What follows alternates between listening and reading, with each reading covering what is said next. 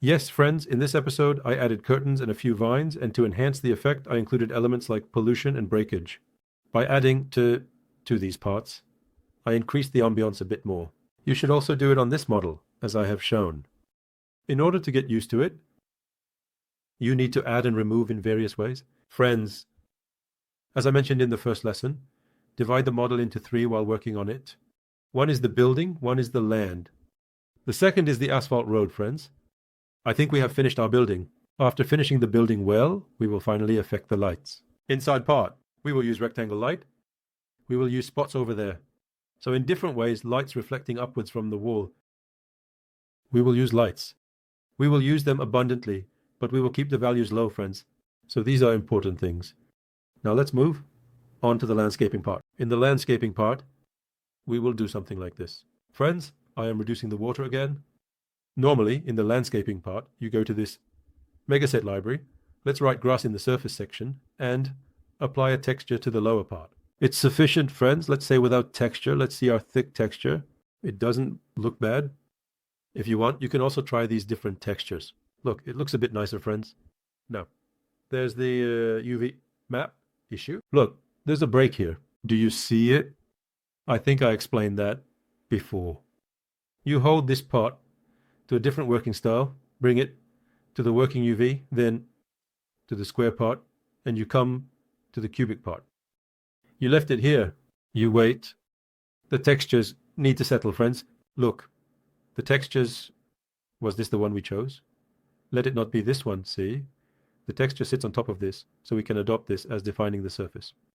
After doing this here, the task I need to do is very simple, friends. I just come to the library, go to the bitmapping section, then to the king section, and finally to the popularity section below. If you want to paint the whole thing, you can paint it with grass.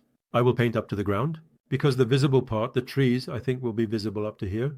Painting up to here is enough, friends, because painting too much, since it is three-dimensional, will strain the work, friends. Look, this is my painting window. I can reduce the tip of this brush from the diameter section here. An ideal value could be 200 like this. Then look at these grass textures here and throw them all in there. We will paint them here. Let's do a trial. Do you see? This is the process, friends. In this way, if you want different plants to appear in different areas, look, it just appeared. With this kind of painting, we can quickly paint this area. There are various methods for this. We will paint differently in the tree section, friends. We will make some variations on the tree. For example, if you throw something like this in between, look, did you see? Wheat grains in between like this. This area looks a bit more like a wild environment. You can reduce its intensity. You can also reduce it for yourself. If you want it to come without being too noticeable, it works that way. The texture underneath also resembles our texture. Look, sometimes there might be overflow in these parts. We will clean up those overflows, friends, in a little while. Like this. You paint from the very bottom parts. Let's do it like this from here. There's no need to paint too much. Let's finish. Where this building ends, friends, like this, let it come through the ivy like this. Look, there's an excess here. We will clean those up, friends. Look, when we do it like this. Let's take a render with some dense and light fixtures inside. Look, it looks very nice, as you can see. You can adjust their size and size. Friends, it's turning out very well. Let me close this from here. I will come back to this side again. Let's define an area here again. Let's adjust its size like this, friends. Let's paint it a bit quickly. Look, you can paint it instantly in a very short time. When you move towards the sides, reduce the tip of the brush, friends. For example, when you come here, so let's set it to 150 towards the sides. The tip of the brush. For example, I came here. It's ideal for the tip of the brush to be small, to paint the edges better. If you make a slight line like this, here, in this way, the painting process happens immediately. Friends, let's look at the edges like this. This triangular part of the triangle shows us where the painting is. It shows how much area you have painted. Look, I have painted an area like this. This is sufficient. Look, something happened here. Look, here. We have something here. Let's reduce the tone I erased even more. Let's make the tip of the brush 50. Look here, in this way. Like this. I brought it Subscribe. If we paint these edges, it will look nicer.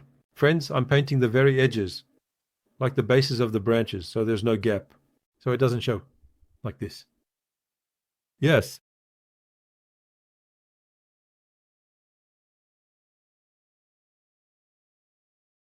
I made it 30. Over here. If you want to paint, you can paint the bottoms like this.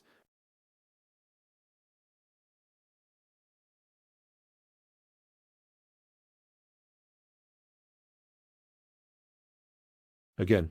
And then the stone parts need a wiping process. Friends, look, we have painted here.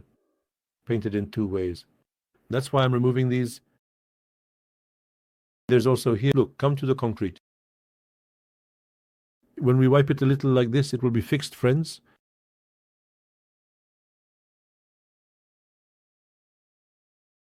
Yes. Let's exit from here. Let's click on an empty space. Look, let's zoom in like this. Let's take a render, as you can see. In the first render part, such a process is important for us in terms of detail. Look, our render is finished. Of course, our render will look better in medium render, and even better in high quality render. We can take a render from here without going too far. It's enough to show this part, friends. There was a natural spread like this. Now, how should we select the tree part? How should we do the tree part? In the populate section, there is a different system for the tree part. You come to the populate section. Look, there is an area section. The area section is the most efficiently working part, friends. Why? Look now. Let this tree part remain. The area section is where you will paint, friends. You determine it with a point. See, you set it with point weight like this. Turn from there. For example, it's enough to turn from this part. Sorry, let's do it like this. Let's turn a bit further back so that it gives us a nice effect from behind. Friends, this paint. Let's delete the area part. Yes, I say, delete from here. I came back to the populate section. I selected the area part. Look, friends, let me come like this. Roughly like this. Let me come a bit like this. From the base of this building. Let me leave it here. Look, it will place trees in the area I selected, friends. I can also make adjustments here. I came to the tree section. Here, it makes more sense to add trees with thin leaves. Because, look, I added a tree like this. Of course, we can adjust its size. It varies accordingly, friends. For example, like what? It could be something like this. Well, a slightly different tree.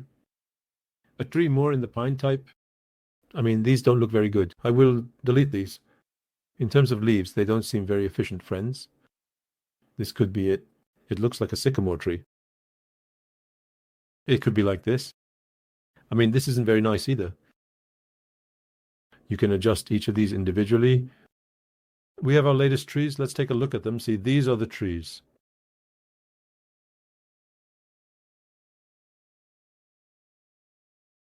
This could be it. Where did this go? This could be it. Look, you select all of this. Friends, let's say you brought it from the specimen section to the filling section in this way, and it overflowed a bit. There's an inward adjustment part. Here, subscribe to the specimens like this. Let's bring them inward. Let's adjust their size, friends. Let's reduce them from the skill offset, like this. Let's shrink them thoroughly. Let's say random scale. Yes. It's good that it shrank. In this way, when you add the tree you want here, it will look nice. I mean, when I look from here, it's also good to have a slight tree, friends, at the end. From the random scale section like this. These, like this. Let me shrink them. Let's call the tree at the end. Random offset. Let's say random rotation. I mean, these always create complex rotations within itself. If you want, you have the opportunity to add a tree here again. Friends. Yes, a process like this. When we look at it this way, it can be a tree shape that covers both our left and right. If we want, when we go back there is a type of tree that I like. Look, there's a type of tree with many leaves here. We can add it here as well. Friends, let's do it like this. And if you want, you can decrease or increase its age. Look, like this. Let it stand here like this. This will add a nice atmosphere. But of course, the polygon level is quite high. Let's stand. Yes. We will do the same thing here. Friends, I came to the populate section. I'm in the IS section. Look, from here, I selected this part. I can leave a bit of space. Let me come. I chose place. Like this. We can decorate this area with more wild types of trees. From the boss's masseur.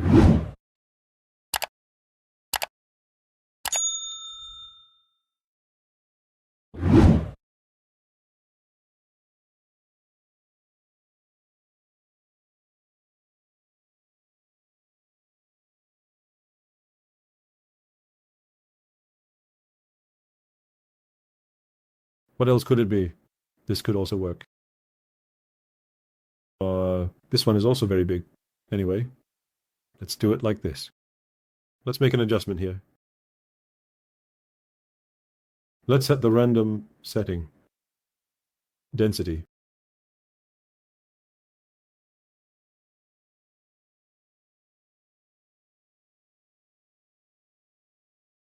Let's say random scale like this.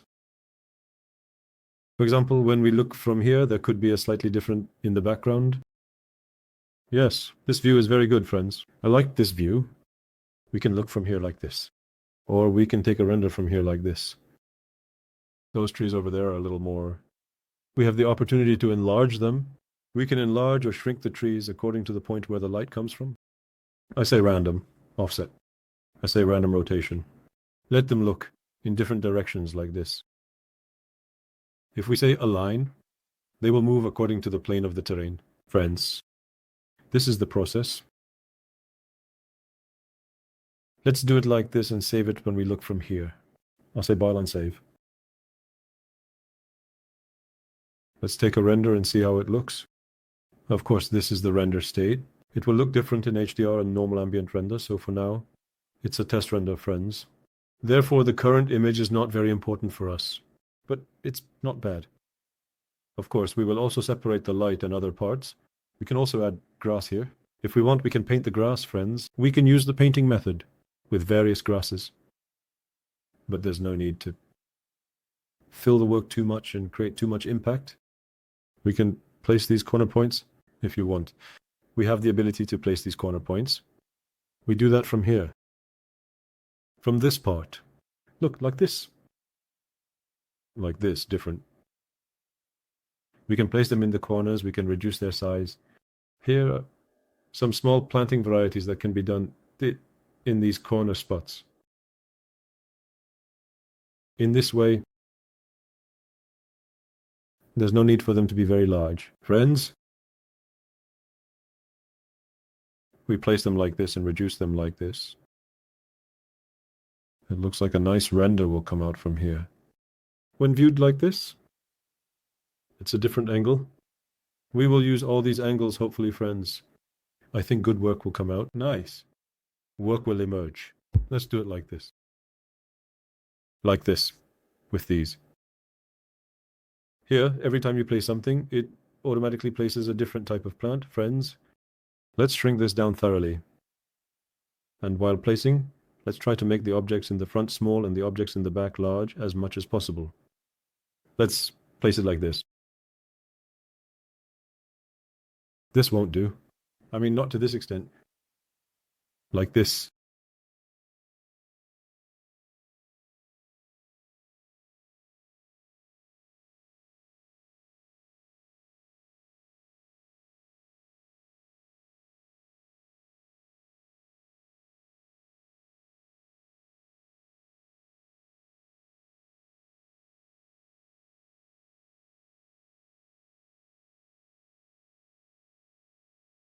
Yes, in this way, a layout can be done, friends. Filling and expanding, advancing is up to you.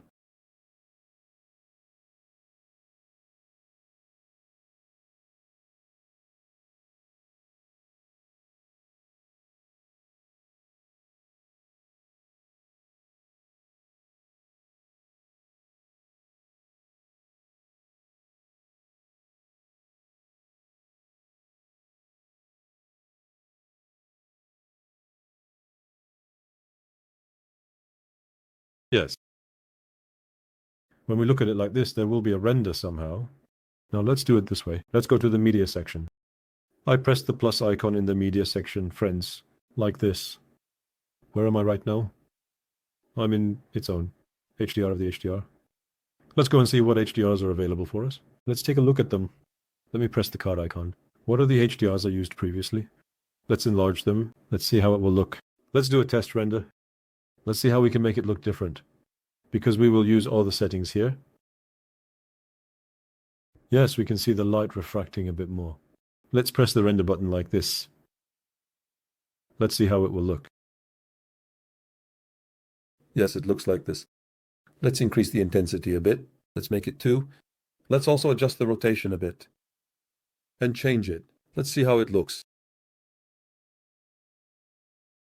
This is becoming a kind of work with a more overcast atmosphere, friends. Let's take a different approach, more from above. It will be brighter.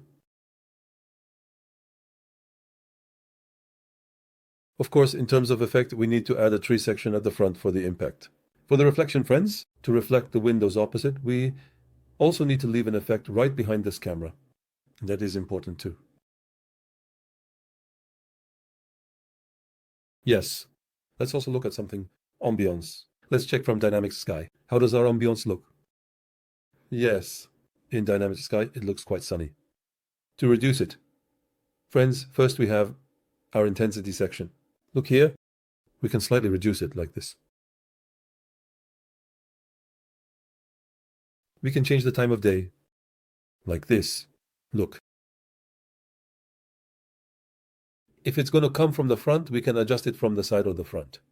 Of course, since we will be getting sunlight from the back, as it will come from the back, we can do this differently. Look, there is a sharpness here.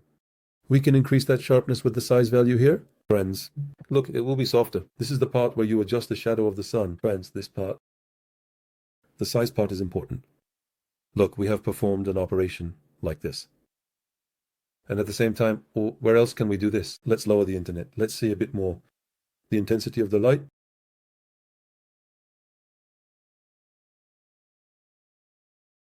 Yes, now, I'm moving to the volumetric sky part in the sky section. I will animate our 3D clouds a bit more, and at the same time, I can add various cloud systems from here, and let's wait for the render to finish. Let's see how it will look. We can also adjust their density properly. Friends, it might be ideal for us to break the sun a bit more.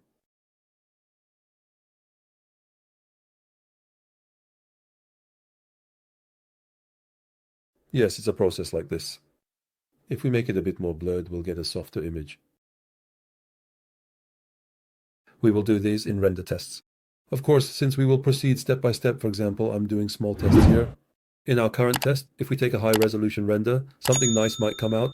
From the season section over there, if we increase it like this, friends, we can capture a rainy weather image. In the current part, I will fill the back part a bit more with vegetation as I have done. Over there, friends. We can move on to the texture of the asphalt and sidewalk on the ground. There are things we need to do there as well. See you in the next section.